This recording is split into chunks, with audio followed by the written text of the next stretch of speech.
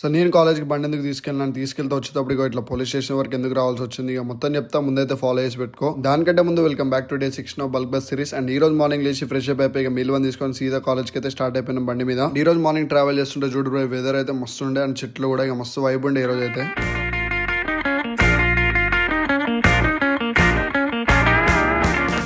And ఇక అట్లనే ఇక మన పెద్ద సార్ కూడా కాలేజ్కి అయితే వచ్చేసిండు. ఇక అంతా మాట్లాడుతుంటే ఇక వాడైతే ఆగమగం అవుతుండే. ఏందని చూస్తుంటే సడన్గా ఐడి కార్డ్ లేదు, భయపడ్డాడు.